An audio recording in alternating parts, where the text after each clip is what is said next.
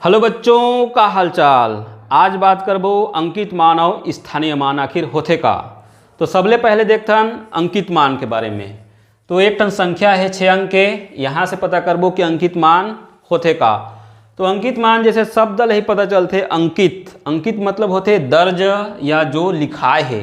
तो का लिखा है वही होकर अंकित मान है। जैसे 2 के अंकित मान पूछेले 2, 4 के अंकित मान 4, 3 के अंकित मान 3, 0 के अंकित मान 0, 4 के अंकित मान 4, 6 के अंकित मान 6। जो लिखा है वही हर होकर अंकित मान है। तो यहाँ तक आप लोग समझ आ गए सही अंकित मान बहुत सरल है, अंकित मान का लगत है।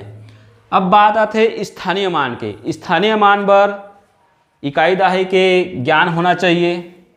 जैसे इकाई दाहे के ज्ञान नहीं भी है तो भी होकर ले सरल तरीका है और वही सरल तरीका में बतावत हूँ।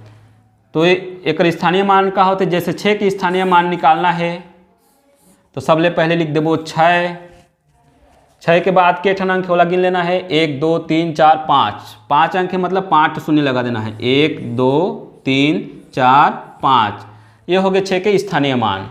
अब 4 के स्थानीय मान देख लेथन। 4 लिख देबो पहले, 4 के बाद के ठन अंक है 4 अंक है तो 4 ठन शून्य 1 2 3 4। 0 की स्थानीय मान 0 लिख देबो। 0 के बाद के ठन अंक है 3 अंक है तो 3 ठन शून्य लगा सकत हन 1 2 3। नहीं लगा ले भी चलेगा और 0 के कोई मतलब नहीं है। अब 3 की स्थानीय मान 3 लिख देबो पहले, 3 के बाद के ठन अंक है 2 अंक है तो 2 ठो शून्य। 4 की स्थानीय मान 4 लिख देबो, 4 के बाद 1 अंक है तो 1 शून्य। 2 की स्थानीय मान 2 लिख देबो, 2 के बाद के ठन अंक है 1 भी नहीं है तो नहीं लिखन। तो ये हो गए स्थानीय मान। तो ये सरल तरीका है। अगर गहराई में जाबो तो बहुत समय लाग जाही। जैसे कंपटीशन